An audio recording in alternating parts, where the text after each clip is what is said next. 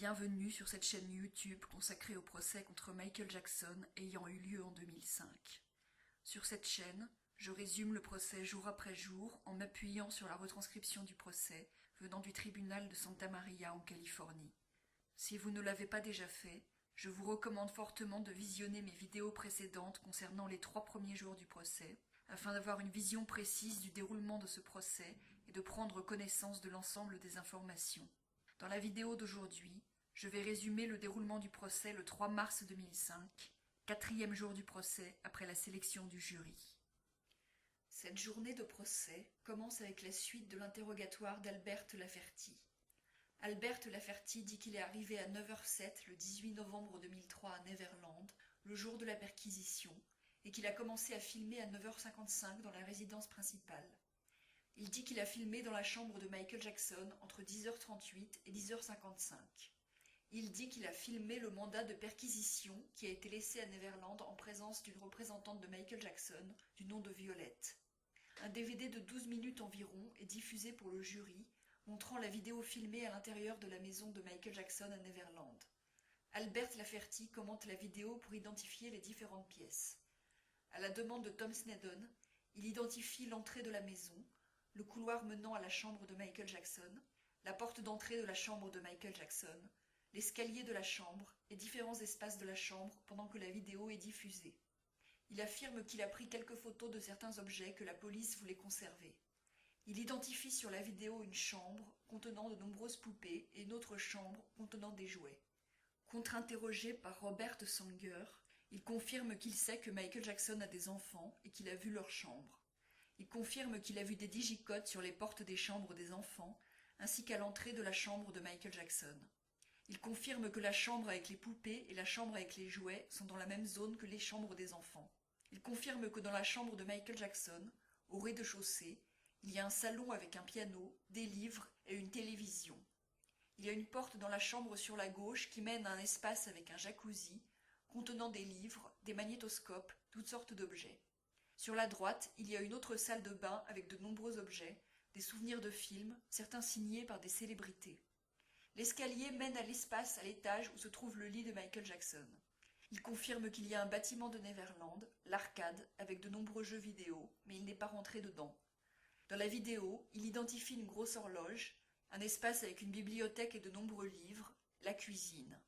Il dit que la vidéo qu'il a tournée avant la fouille dure approximativement 1 heure, et celle tournée après la fouille dure aussi approximativement 1 heure. Il identifie une photo qu'il a prise du lac de Neverland avec les logements pour invités qui sont indépendants de la maison principale. Il confirme que devant la gare de Neverland il y a une grosse horloge et il identifie une photo aérienne de cette horloge. L'accusation appelle ensuite comme témoin Devlin Arvizo, la sœur aînée de Gavin Arvizo, qui a alors 18 ans. Pendant cette première journée d'interrogatoire, elle est longuement interrogée par Tom Sneddon. Elle dit qu'elle est étudiante et qu'elle a un travail. Elle dit qu'il vivait à 5 dans l'appartement de Soto Street en 1999 avec les parents David et Janet Arvizo.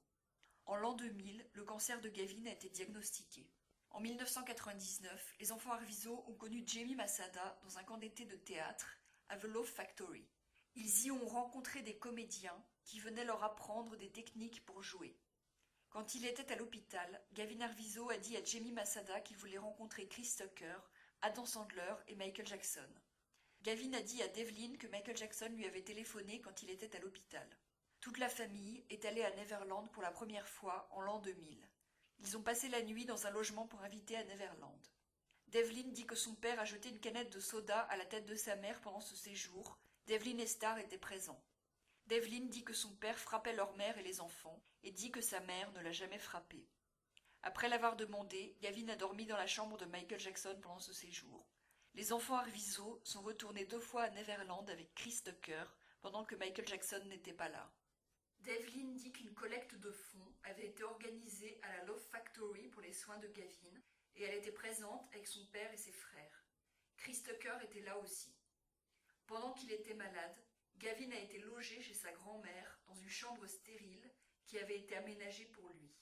Sa mère lui avait acheté une télévision, un lecteur DVD et une chaîne stéréo pour lui faire plaisir pendant qu'il était dans cette chambre. Devlin identifie une photo où les enfants Arvizo sont avec l'acteur Chris Tucker, sa petite amie et son fils. Elle dit que c'était au mariage du frère de Chris Tucker et qu'il les a invités. Sur une autre photo, Gavin et Star posent avec le basketteur Kobe Bryant. Une autre photo montre les enfants Arvizo avec l'actrice Louise Palanker pendant le camp d'été. Devlin dit que Louise Palanker est restée amie avec eux, elle venait les voir chez eux. Elle dit que Louise Palanker a donné de l'argent pour payer la chambre stérile de Gavin chez sa grand-mère. Devlin confirme qu'ils ont rencontré Carole Lamire dans un studio de danse où les enfants Arvizo prenaient des cours, car le petit-fils de Carole Lamire y prenait aussi des cours. Devlin dit qu'elle a été hébergée plusieurs fois chez Carole Lamire, mais que ce n'était pas agréable, car elle devait nettoyer chez elle. Au moment du divorce, David Arvizo a quitté l'appartement de Soto Street. Devlin dit que le reste de la famille continuait à vivre à Soto Street. Elle dit que Michael Jackson a donné aux Arvizo une voiture quand Gavin avait son cancer, mais la voiture a fini par ne plus fonctionner. Elle dit que Chris Tucker les avait emmenés voir un match des Raiders et qu'il les invitait parfois chez lui, et parfois Devlin dormait chez Aja, la petite amie de Chris Tucker. Devlin parle du moment où les enfants Arvizo ont tourné leur apparition dans le film de Bachir en novembre 2002. Elle dit qu'une limousine était venue les chercher pour les emmener à Neverland. Elle dit que Michael Jackson s'est isolé pour parler à Gavin dans la salle à manger. Devlin a vu Gavin être interviewé avec Michael Jackson et les 3 enfants ont été filmés avec Michael Jackson dans la cuisine. Elle dit qu'elle ne savait pas qu'ils allaient apparaître dans un film, elle pensait que c'était pour une vidéo personnelle de Michael Jackson.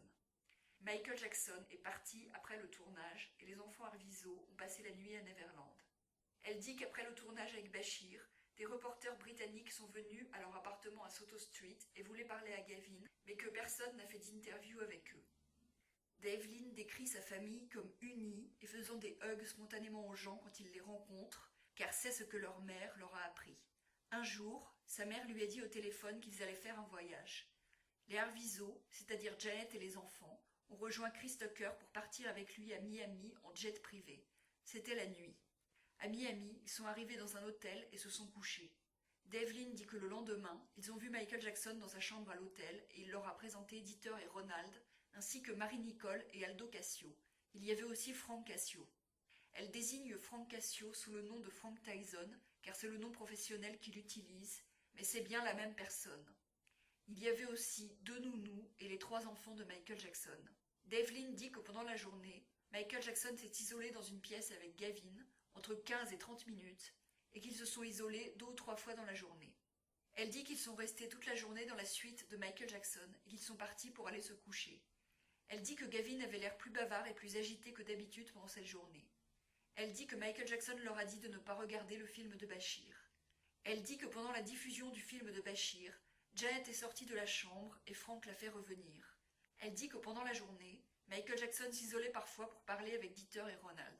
Elle dit que le lendemain, elle a eu une manucure et un pédicure, et ses frères et Chris Tucker ont eu des massages, puis ils sont repartis en jet privé pour aller à Neverland.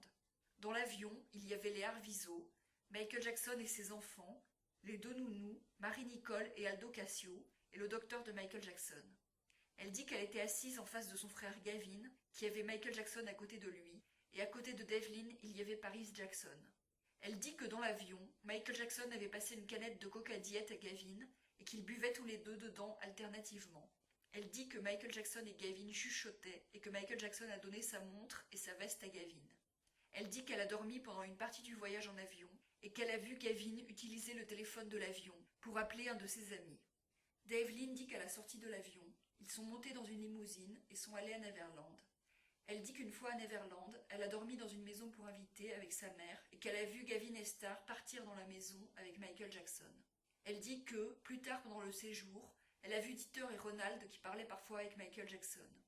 Elle pensait que Dieter et Ronald séjournaient à Neverland.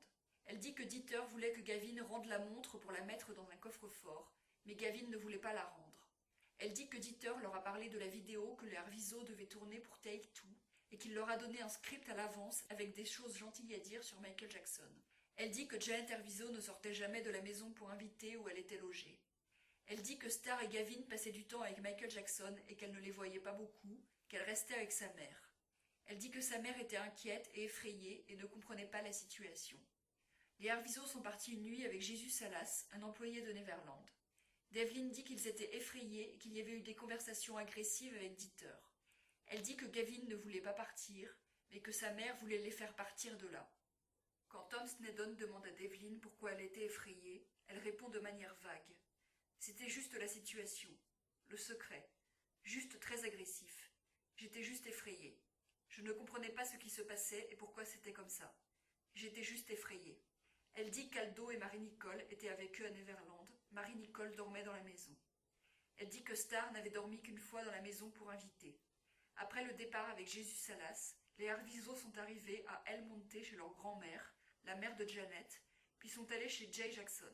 Devlin parle de l'entretien avec l'enquêteur Bradley Miller et affirme qu'il a coupé plusieurs fois son enregistrement en leur disant que ce n'était pas nécessaire de parler de certaines choses.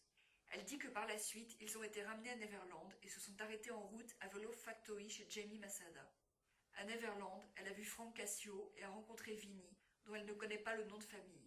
Devlin dit que Frank Cassio leur avait dit qu'il y avait des menaces de mort contre eux.